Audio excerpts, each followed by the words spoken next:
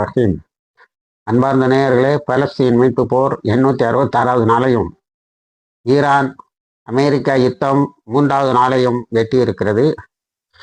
இந்த 3வது நாளில் உலகை உலுக்கிக் கொண்டிருக்கின்ற செய்தி என்னவென்று சொன்னால், கைபர் மிசில் மூலம் நத்தன்யாகுவினுடைய அலுவலகத்தை IRGC என்று சொல்லக்கூடிய இஸ்லாமிய புரட்சி பாதுகாப்பு படை தாக்கி இருக்கிறது. அதில் இருந்த இஸ்ரேலுடைய இராணுவ உயர்மட்ட அதிகாரிகள் 20 பேர் இறந்திருக்கிறார்கள். நத்தன்யாகுவினுடைய நிலை என்னவென்று தெரியவில்லை என்று நேற்றிலிருந்து தொடங்கி இன்று வரைக்கும் வந்து கொண்டிருக்கிறது. அதில் சிலர் இங்கே இருந்து ஃபோனில் பேசினதாகவும் உடனே நத்தன்யாகு ரொம்ப சந்தோஷம்னு சொன்னதாகவும் ஒரு செய்தியை பரப்புகிறார்கள். அதற்கு எந்த ஆதாரமும் இல்லை. ஏனென்று சொன்னால் நத்தன்யாகுவினுடைய அலுவலர்களுடைய அவர் நேற்று இந்த தாக்குதலுக்கு பிறகு தொடர்பு கொள்ளவில்லை. இப்பொழுதும் பாலஸ்தீன் கிரானிக்கல் என்ன போடுகிறது என்று சொன்னால், the fate of Netanyahu not known. அடுத்தது, நத்தன்யாகுவினுடைய பிளேனு இஸ்ரேலில் இருந்து பறந்து சைப்ரஸ் போயிருக்கு, இடம் கொடுக்க மாட்டேன்ட்ருக்காங்க. கிரீன்லாண்டு போயிருக்கு, இடம் தர மாட்டேன்ட்ருங்க. அப்புறம் பிரேசிலுக்கு போனதாக சொல்லுகிறார்கள்.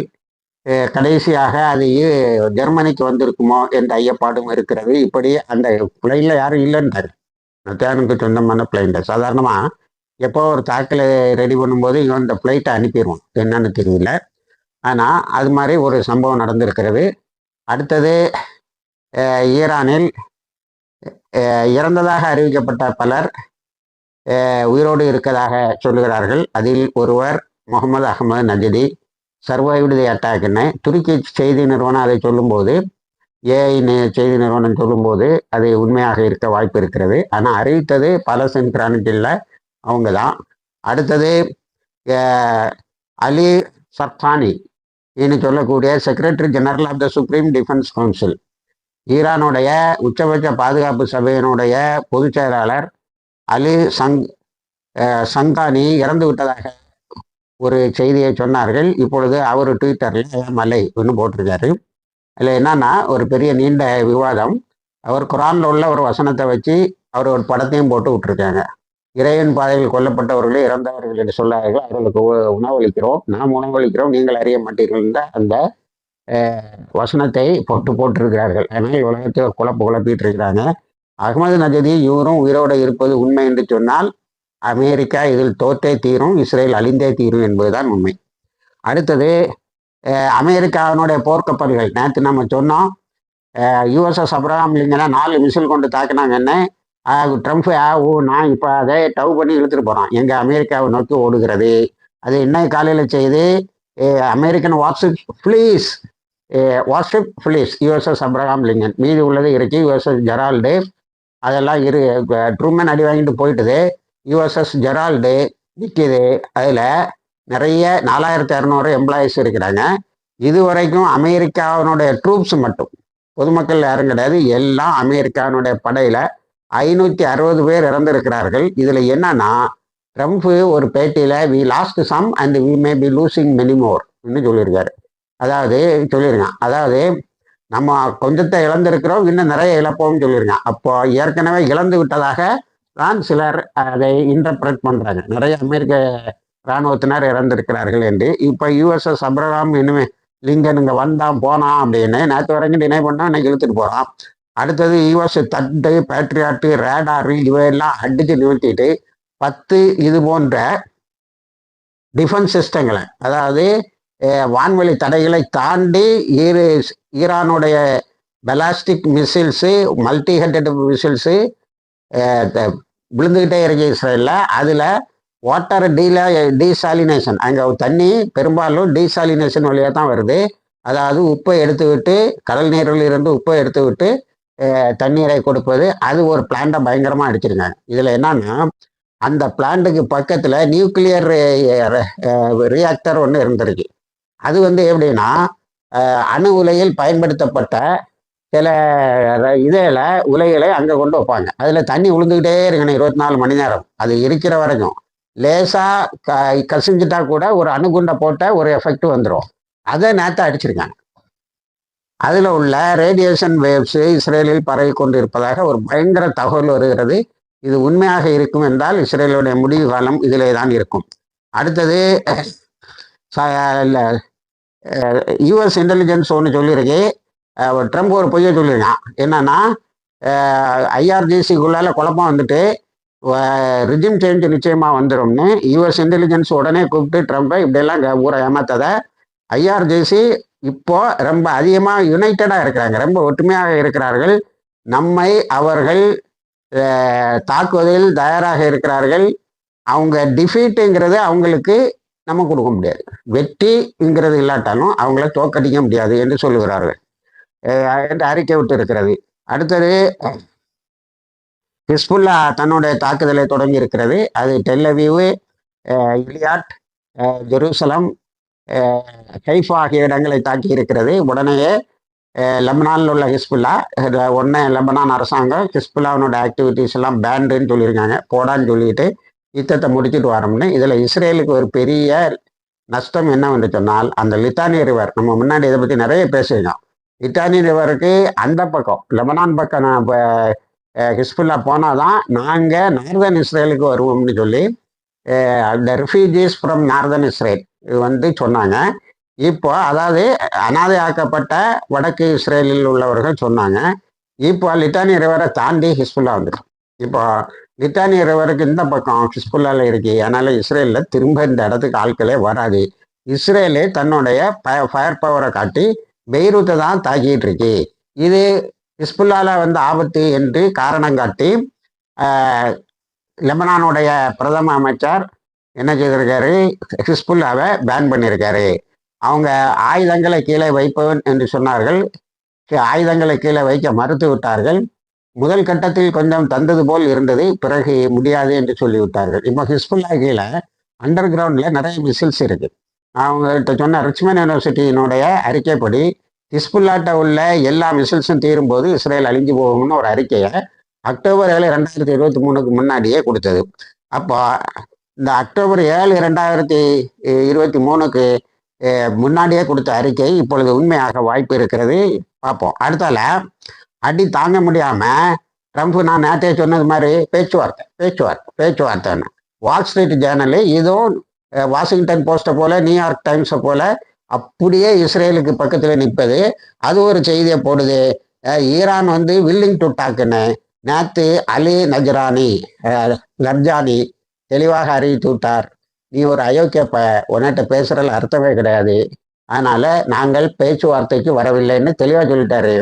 அந்த அப்பாஸ் அகர்ஜிங்கிற ஃபாரின் மினிஸ்டர் மட்டும் நீ ரொம்ப டேஞ்சரஸ் சுச்சுவேஷனை கிரியேட் பண்ணிட்ட, இந்த இதில் பேச்சுவார்த்தை இல்லை, பேச்சுவார்த்தைக்கு வழி இல்லை, நீ நல்ல பேச்சுவார்த்தை போயிட்டு இருக்கும்போது தேசம் உள்ள கண்டிஷன்லாம் ஒத்துக்கிட்ட கண்டிஷனை எல்லாம் நம்ம அனலைஸ் பண்ணி ஒரு முடிவுக்கு வர இருந்த நேரத்தில் தாக்கியிருக்க, அதனால பேச்சுவார்த்தைக்கும் டிப்ளமசியை பற்றி நீ இனிமேல் பேசாதேன்னு சொல்லியிருக்காரு.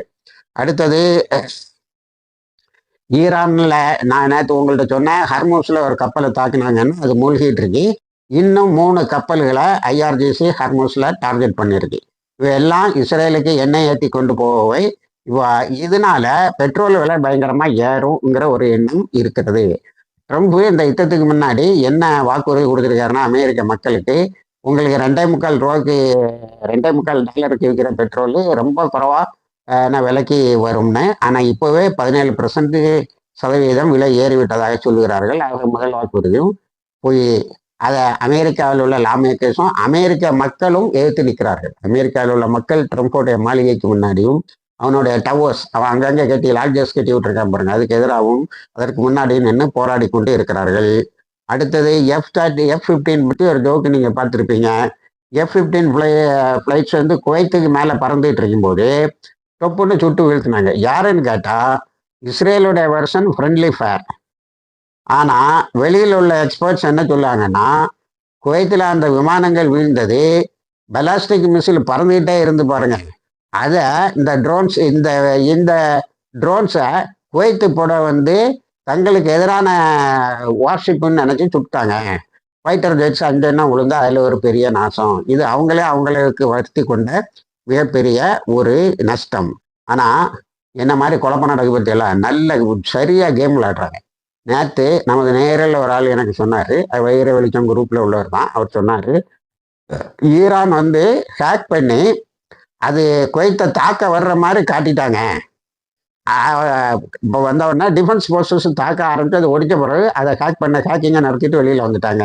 உனக்கு ஐயா நம்ம ஏமாந்துட்டோமாங்கிற மாதிரி வந்துட்டு அது முழுக்க முழுக்க டெக்னிக்கல் ஆஸ்பெக்ட் அப்படின்னு சொன்னார். அடுத்தால உலகம் எங்கும் ஆர்ப்பாட்டம், தமிழ்நாட்டிலையும் எல்லா அமைப்புகளும் இது பண்ணியிருக்கு. இதில் ரொம்ப முக்கியமாக இந்த யுத்தத்தில் கவனிக்க வேண்டிய ஒரு பகுதி என்னன்னா, இந்த யூகே வந்து ஒரு பேஸு சைப்ரஸில் வச்சிருக்கு. இந்த சைப்ரஸில் இருந்த 76,000 பிரிட்டிஷ் சிட்டிசன்ஸை எவாக்குவேட் பண்ண சொல்லியிருக்காங்க. ஏன்னா ஈரான் வந்து இஸ்ரேலை எப்படி தொடுத்து அடிச்சுக்கிட்டு இருக்கையோ அதே போல்